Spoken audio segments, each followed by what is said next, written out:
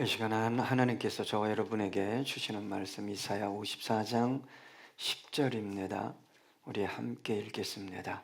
산들이 떠나며 언덕들은 옮겨질지라도 나의 자비는 내게서 떠나지 아니하며 나의 화평의 언약은 흔들리지 아니하리라.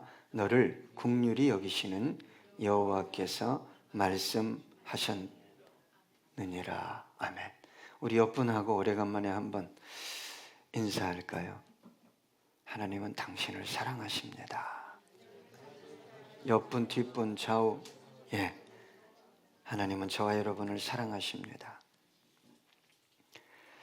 하나님은 어떤 분일까요? 한마디로, 한 단어로 표현한다면, 누구나 사랑이라고 말할 거예요. 하나님이 어떤 분입니까? 다른 많은 수식어들이 있지만 가장 완전하고 완벽한 표현은 사랑일 것입니다. 하나님은 사랑이십니다.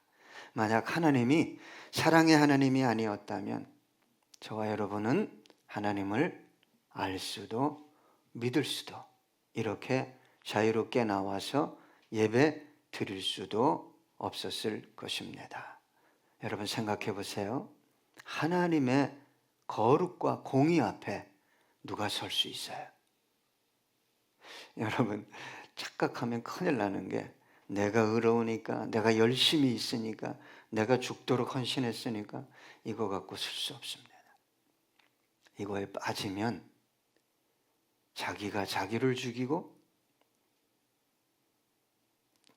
자기 주위에 있는 사람까지도 죽인다는 것을 참 그 영혼이 몰라요. 하나님은 사랑이시죠.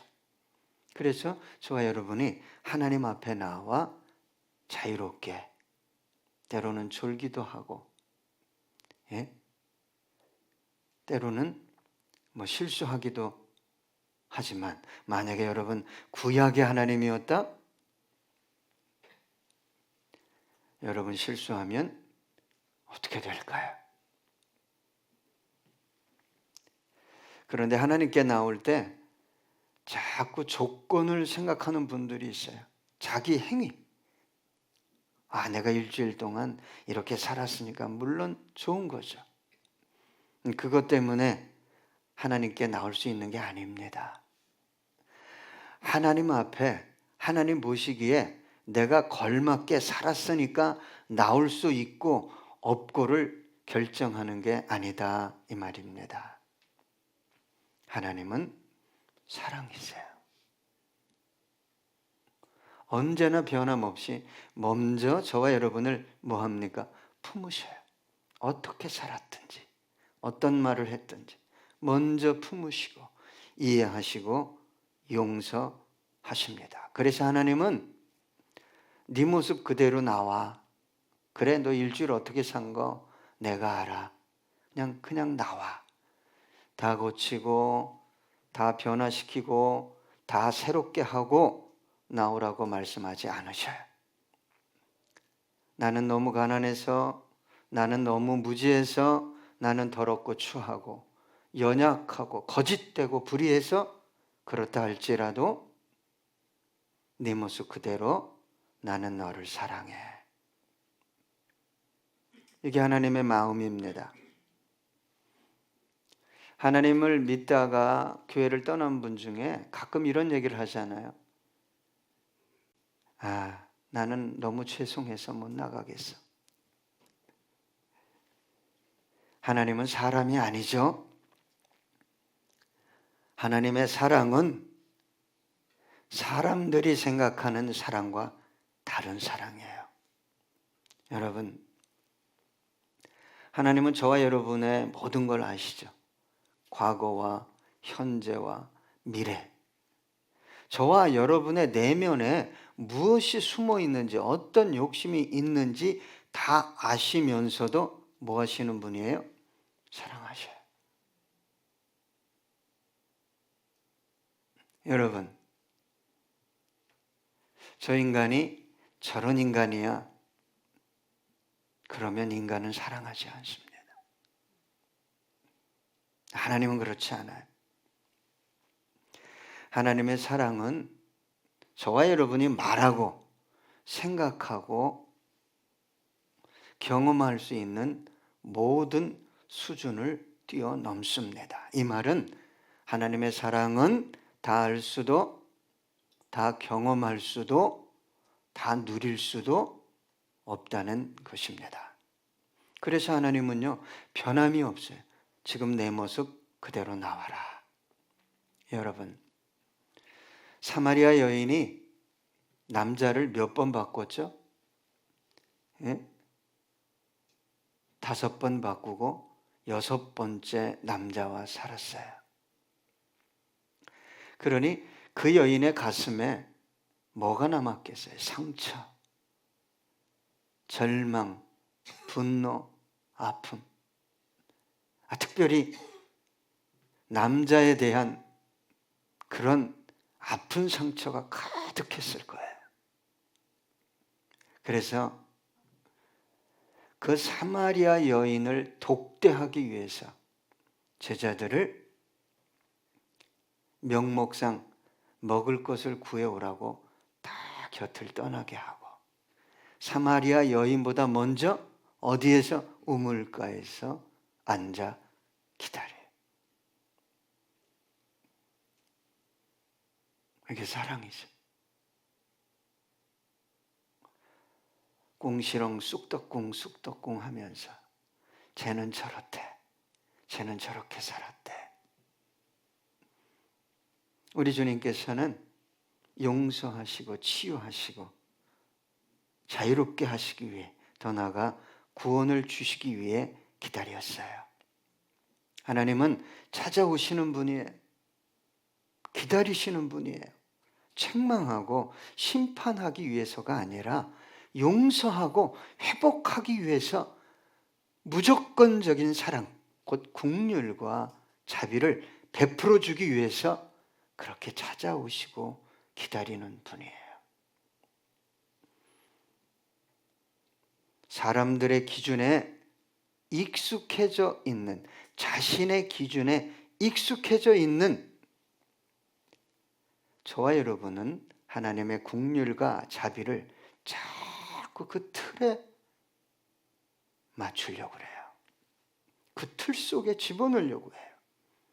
그것이 하나님의 자비 긍휼을 얼마나 심각하게 훼손하고 왜곡시키고 심지어 제한하고 제거시킬 수 있는지를 알아야 됩니다. 그래서 자기의에 빠진 바리새인들, 율법사들이 예수님을 책망했잖아요. 야, 네 선생님은 왜 창녀들하고 같이 다니냐? 에? 나라를 팔아먹는 세리들하고 왜 같이 다니냐? 네 선생님 주위에는 왜 그렇게 죄인들이 많냐? 여러분, 하나님의 긍휼과 자비는 자격을 갖춘 사람들에게 베풀어지는 게 아닙니다. 그렇다면 그것은 긍휼과 자비가 아니죠. 정당하게 대가를 받는 거죠. 사랑할 만하니까, 이해할 만하니까,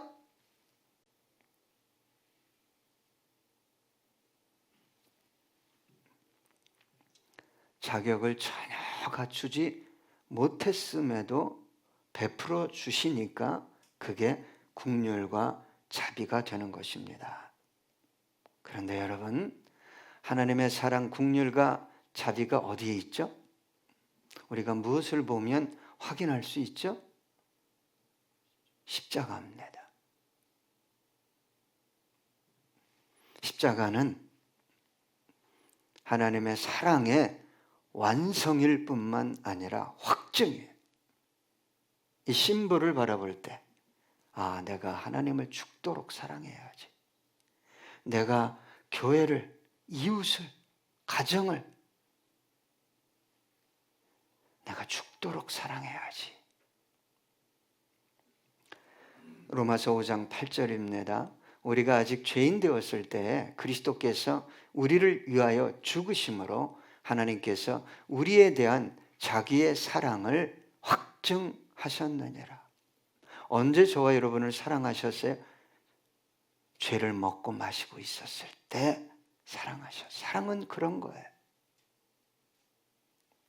요한일서 4장 10절, 사랑은 여기 있으니 우리가 하나님을 사랑한 것이 아니요 하나님이 우리를 사랑하사 우리 죄를 속하기 위하여 화목제물로 그 아들을 보내셨습니다.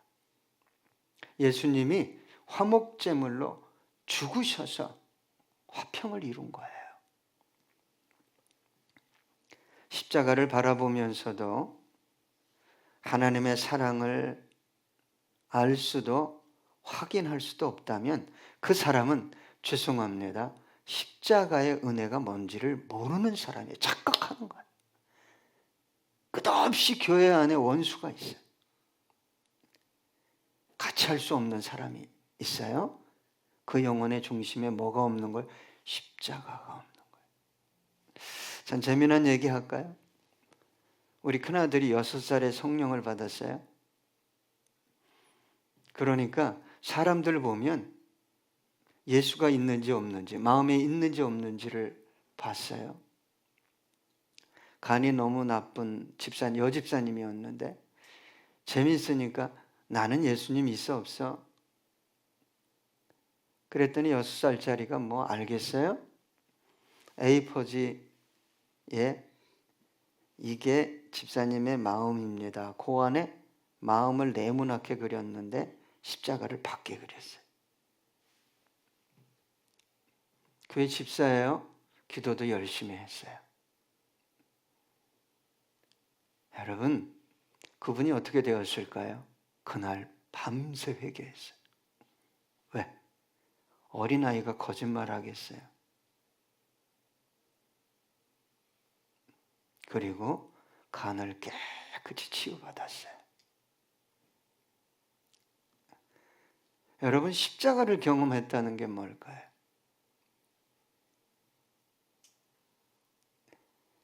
십자가를 경험했음에도 불구하고 율법이 가득하면 은혜가 흘러가지 않습니다. 십자가를 경험했는데 다시 율법으로 돌아간 교회가 어느 교회예요? 갈라디아 교회입니다. 여러분, 뭘 보면 하나님의 사랑, 끝없이 흐르는 긍휼과 자비를 발견할 수 있을까요? 십자가예요. 그곳에서는 끝없는 용서와 사랑의 보혈이 흘러내립니다. 그래서 하나님은 십자가 앞에 서는 모든 영혼을 저런 인간은 용서 못 받지 하는 인간까지 죄의 경중과 관계없이 무엇이에요? 용서하십니다. 예수의 보혈은 한 영혼, 한 가정, 한 민족이 아니라 온 민족과 온 열방과 온 우주를 덮고도 남는 것이에요. 그래서 저 천국에서 천상에서 누구까지 어린 양을 찬양해? 천사들까지. 놀라운 것입니다. 야, 너 또 왔냐? 이제 그만 와라 좀. 벼릇도 낯짝이 있지. 이게 다 사탄의 음성. 자기 법으로부터 나온 거예요. 저는 1, 2년도 아니고 예수 믿고 지금까지 설교 들어보니까 율법으로 살았어요. 나는 안 받아줄 거야? 그렇지 않아요. 하나님은요, 십자가를 붙드는 영혼을 사랑하고요, 십자가를 아는 영혼을 세워서 열방을 구원하십니다. 왜 그럴까요? 십자가를 붙들고 사랑하는 영혼은 하나님의 사랑을 인정하고 수용하고 확증하는 영혼이기 때문이에요. 여러분, 죄가 없거나 죄를 짓지 않는 사람이 있겠어요? 모든 사람은 하나님 앞에서 하나같이 죄인이에요? 예수를 믿던 안 믿던, 십자가를 경험했던 경험하지 않았던 죄인이에요? 죄 짓고 살죠. 근데 남을 정죄해요? 예수님이 요한복음에 보니까 현장에서 간음을 했어요. 2000년 전에 현장에서 간음하면 유대인들은요, 그 자리에서 돌을 들어서 뭐 했어요? 쳐 죽였습니다.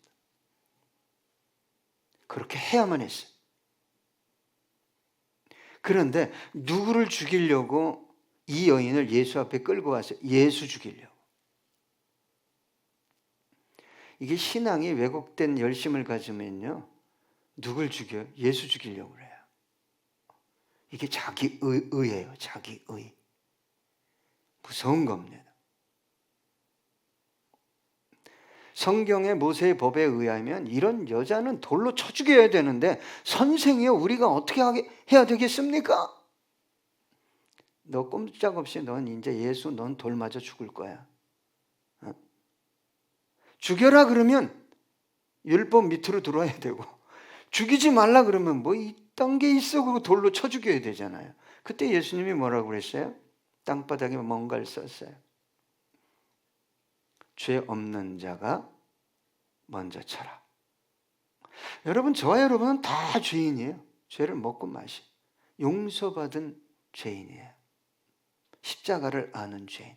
그런데 타인을 용서하지 않아요. 그게 뭐예요? 자기 의예요. 나 이런 사람이야. 나 이렇게 예수 믿어. 나 이렇게 열심히 있어. 우리는 날마다 용서가 필요한 죄인들입니다. 오늘 본문은 이렇게 말하고 있어요. 산들이 떠나며 언덕들은 옮겨질지라도 나의 자비는 내게서 떠나지 아니하며 나의 화평의 언약은 흔들리지 아니하리라. 너를 긍휼히 여기시는 여호와께서 말씀하셨느니라. 여러분, 유대인들은 산을 흔들리지 않는, 견고한 어떤 것, 불변하는 어떤 것으로 생각했어요. 그래서 하나님의 긍휼과 자비도 산으로 비유했어요. 그런데 그 산 같은 견고한 유대 광야에 가면요, 돌산이 얼마나 많은지 몰라요. 그게 흔들리고 옮겨질지라도 하나님의 긍휼과 자비는 너에게서 결코 떠나지 않을 것이라고 성경은 말합니다. 여러분, 여기서 산은 또 무엇을 의미하냐? 나의 삶에서 내가 가장 의지하는 어떤 것, 나의 삶을 가장 견고하게 지탱해 주는 어떤 것을 의미하는데, 이것이 네 곁을 떠날 수도 있다는 거예요. 부모일 수 있어요. 자식일 수 있어요. 어떤 사람일 수 있어요. 능력일 수 있어요. 소유일 수 있고 건강일 수 있겠죠. 그런 것들은 네 곁을 떠날 수 있지만 나는 네 곁 떠나지 않는다. 나는 영원히 너에게 긍휼과 자비를 베풀 하나님이다 라고 말씀하고 계십니다. 여러분, 하나님의 긍휼과 자비가 내 인생에서 떠나지 않는다는 것이 얼마나 큰 은혜인지 몰라요. 왜? 저는 목사지만요, 죄 많이 집니다. 죄 많이 져요. 얼마나 감사한지 몰라요. 생각으로 집니다. 내 기준으로 죄를 짓고, 마음의 분노, 감정으로 죄를 짓고, 어떤 때는 표정으로 죄를 짓고, 입술로 능력 있다고, 뭐 잘한다고.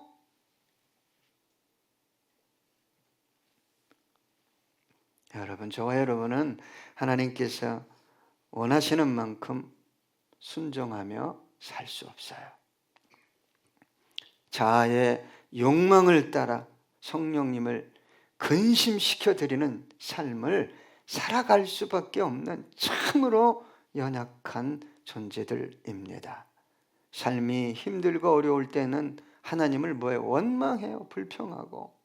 여유가 있을 때는 또 주님을 멀리하고 세상 영광, 쾌락을 쫓아가기도 합니다. 그럼에도 하나님은 사랑하셔요. 이사야 54장 7절로 8절입니다. 내가 잠시 너를 버렸으나 큰 국률로 너를 모을 것이요 내가 넘치는 진노로 내 얼굴을 내게서 잠시 가렸으나 영원한 자비로 너를 국률이 여기리라. 내 구속자 여호와께서 말씀하셨느니라. 잠시 연단할 수 있고 훈련할 수 있고 잠시 징계할 수 있지만 하나님은요 반드시 저와 여러분에게 국률과 자비를 베풀어 주실 것입니다. 자, 오늘 본문에 이 국률이라는 단어는 레헴, 자궁이라는 뜻이에요. 어머니가 어린 자녀를 품고 사랑하듯이 내가 너 사랑하겠다는 거. 여러분, 요즘 모성애가 정말 예전 같지 않잖아요. 예. 하나 낳고 사랑하는 것 같은데 실상은 그 하나를 가지고 대리만족하려고. 우리 새끼 이렇게 성공했어. 대리만족하려고 그래요. 자, 우리 부모 세대는 참 모성애가 죄송합니다. 저는 지금과 달랐다고 생각해요. 남편과 사별하고 때로는 이혼을 당해도 때로는 병들어도 자식을 위해서라면 그 아픔, 절망, 고통, 외로움, 서러움을 감내하며 일생을 살아오신 분들이죠.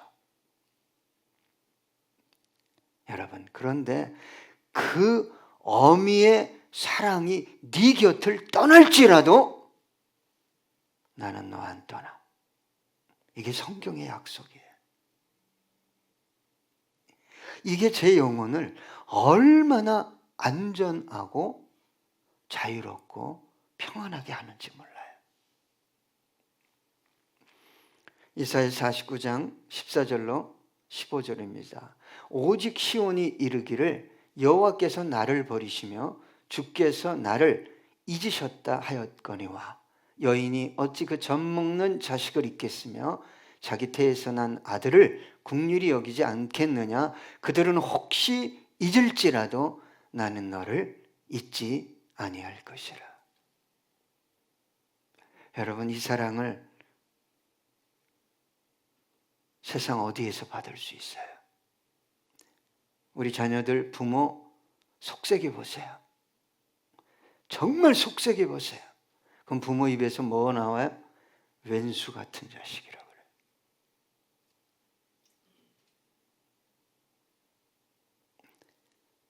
여러분, 저와 여러분이 하나님 앞에서 그런 삶을 살았다 할지라도 나는 너를 버리지 않겠다고 지금 약속하고 계신 것입니다.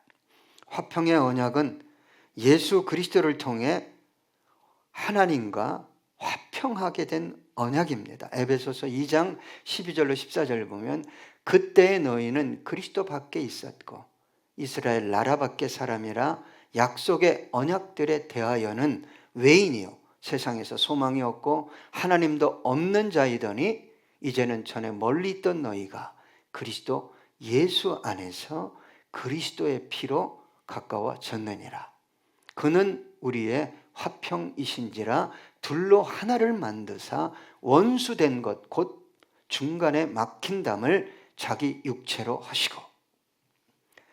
여러분, 내가 참 정직하게 사니까 하나님과 나와의 관계가 화목하고 화평하고, 내가 좀 잘못 사니까 하나님이 몽둥이 들고 있고, 그런 하나님 아닙니다.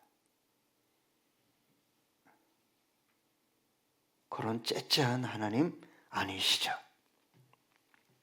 여러분, 예수 그리스도를 통해서 저와 여러분이 하나님과 화목하게 된 이 언약은 누구도 깰 수 없어요. 자기가 자꾸 깰려고 그래요. 왜요? 자기 기준 가지고. 언약이라는 단어는 메리트라는 단어인데 계약, 맹세, 동맹이라는 단어가 있지만 원어상으로는 자르다, 쪼개다라는 뜻이 있어요. 그래서 그 예전에 중건동 지방에서 계약할 때 누굴 쪼개는 거예요? 사람이 아니라 짐승을 딱 쪼개고 그 쪼개진 짐승 사이를 계약자들이 왔다 갔다 했어요. 안 지키면 너는 이 짐승처럼 쪼갠다. 그런데 여러분, 하나님이 누굴 쪼개서 이 계약을 일방적으로 완성하셨어요? 그분의 아들 예수 그리스도를 쪼갰어요. 여러분, 자기 아들을 둘로 쪼개서까지 화목하기 원하는 사람이 있어요? 아, 이것도 왼수인데 나만 보면 무시하는데. 그래서 여러분, 하나님의 사랑이 뭔가, 십자가의 사랑이 뭔가라는 걸 묵상할 때 여러분이 누군가를 증오하거나 미워하거나 판단하고 헤아리는 것조차 얼마나 큰 죄악인지를 깨닫게 되는데, 이걸 모르면 죄송합니다, 자기가 죄를 지면서도 무슨 죄를 짓고 있는지를 모르게 되는 거예요. 여러분, 자기 외아들을 쪼개면서까지 맺은 화평의 언약을 누가 파기할 수 있어요? 하나님과 저와 여러분의 화목은 안전하고 영원합니다. 여러분, 자비라는 단어는 헤세드인데 언약에 근거한 불변의 사랑을 의미합니다. 이 헤세드의 자비의 사랑을 가장 아름답게 감당한 선지자가 있었어요. 누구죠? 호세아 선지자입니다. 참 하나님 짓궂어요. 하나님은 호세아에게 음란한 여인과 결혼하라고 그래요. 선지자인데. 어떤 여인이었냐? 가나안 제2에 종사하던 종교적인 창녀였어요. 지금도 여러분, 종교와 섹스와 결합되면 엄청나게 부흥됩니다. 왜? 그곳에 와서 예배드리면 자유롭게 섹스를 할 수 있어요. 그러니까 이 인간이 가장 약한 것 중에 하나가 뭐예요? 섹스예요. 그런데 하나님이 그런 여인과 결혼하라고. 그 여인의 이름이 고멜이에요. 고멜. 결혼해서 새 아들을 낳았어요. 야, 3명 낳았으면 좀 이제 온전하게 가정을 이루며 살아야 되는데, 이 여자가 예전에 연애하던 남자가 그리운 거야. 그래서 그 남자를 향해 길을 떠납니다. 가지 말아라. 선지자가, 호세아가 가지 말아라. 가지 말아라. 새 자녀가 있지 않니? 성적인 것에 빠지면요, 끝납니다. 안 보이죠? 안 보여요. 남편도 아내도 새끼도 안 보여요. 참, 그랬는데 그 남자와 잘 살았으면 좋겠는데 고멜이 그 남자에게 다시 버림받아요. 하나님이 정말 나 같으면 싫어요, 안 돼요 하고 도망갔을 텐데 그 고멜을 다시 돈 주고 데려와서 살아라. 그래서 호세아 선지자가 고멜을 다시 사와요. 속전을 주고. 고멜은 누굴 의미해요? 저와 여러분이죠. 범죄하는 이스라엘. 호세아는 누굴 의미해요? 나는 너를 택한 너의 아버지다.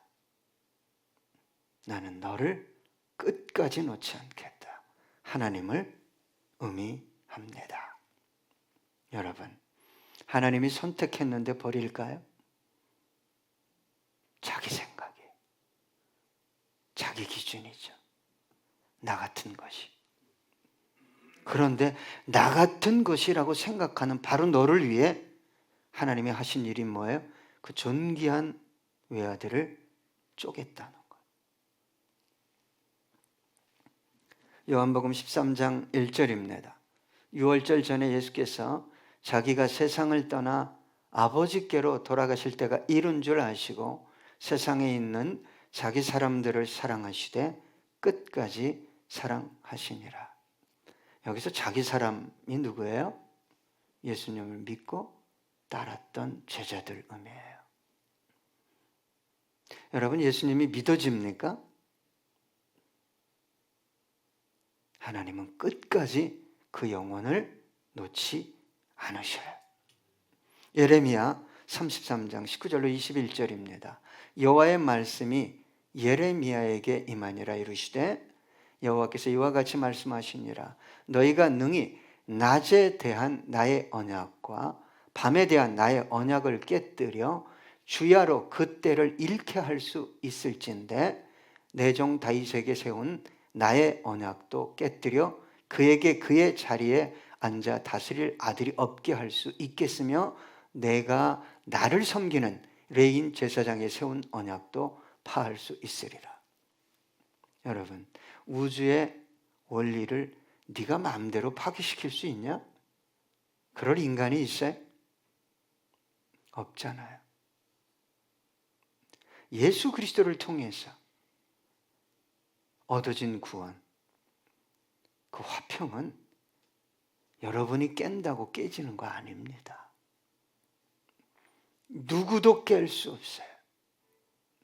내가 10년을 열심히 믿었으니까 이 화목이 유지되고 내가 10년 이상을 내 멋대로 살았으니까 이 화목이 깨진다고요? 그래서 제가 그런 설교를 드린 것입니다.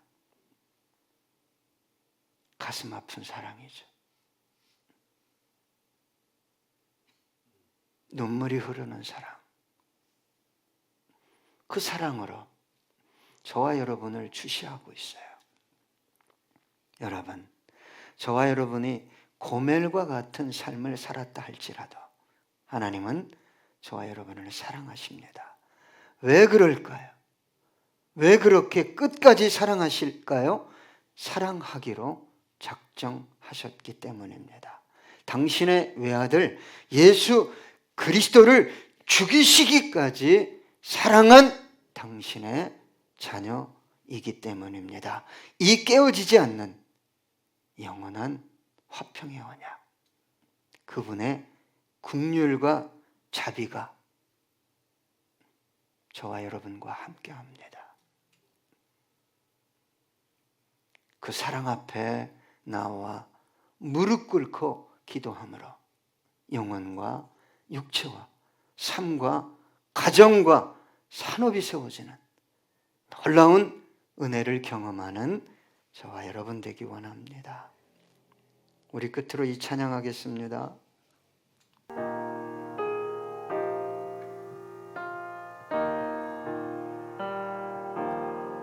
나 주의 도움 받고자 주 예수님께 빕니다.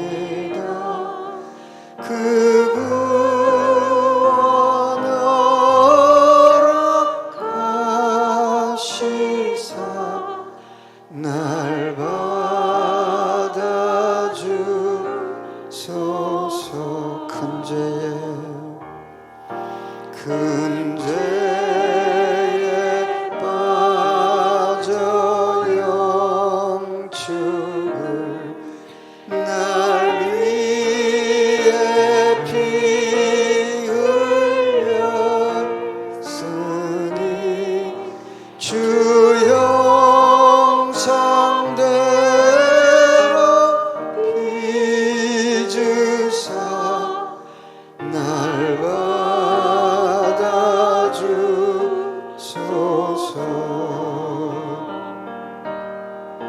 내 모습 이대로 주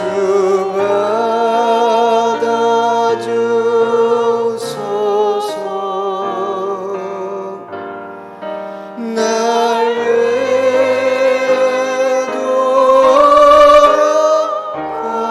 돌아가신 주 날 받아주소서.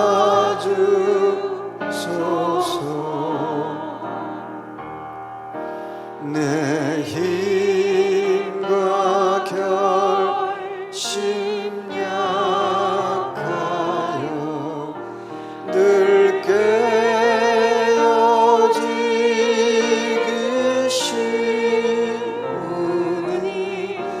주의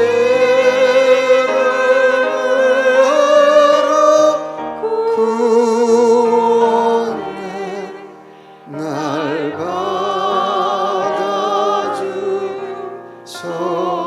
내 주님,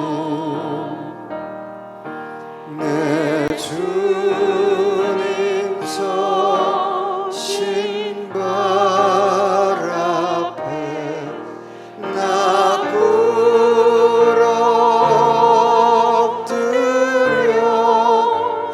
엎드렸으니 그 크신 역사 이루게 날 받아주소. 아멘.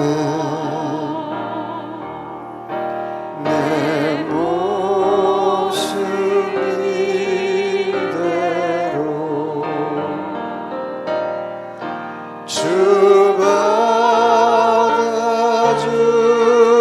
받아주소서. 날 위해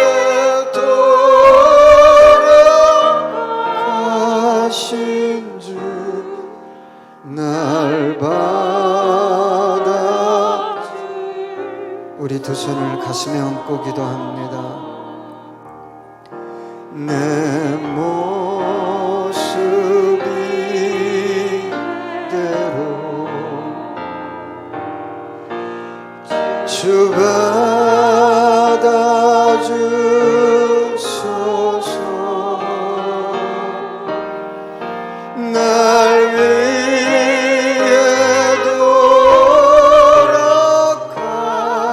돌아가신 주 날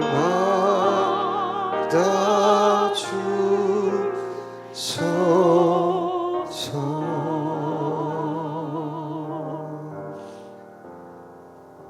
기도하겠습니다. 산들이 떠나며 언덕들은 옮겨질지라도 나의 자비는 내게서 떠나지 아니하며 나의 화평의 언약은 흔들리지 아니하리라. 너를 긍휼히 여기시는 여호와께서 말씀하셨느니라. 당신의 사랑과 긍휼과 자비는 샘물과 같습니다. 끝없이 솟아올라옵니다. 당신의 사랑은 저 바다보다 높습니다. 저 하늘보다도 더 넓고 큽니다. 높습니다. 오늘도 우리를 품으시고 용서해 주시는 하나님, 끝없이 긍휼과 자비를 베풀어 주셔서 우리가 여기에 있습니다. 그 긍휼과 자비로 우리의 영혼뿐만 아니라 우리의 육체도 회복시켜 주시옵시고,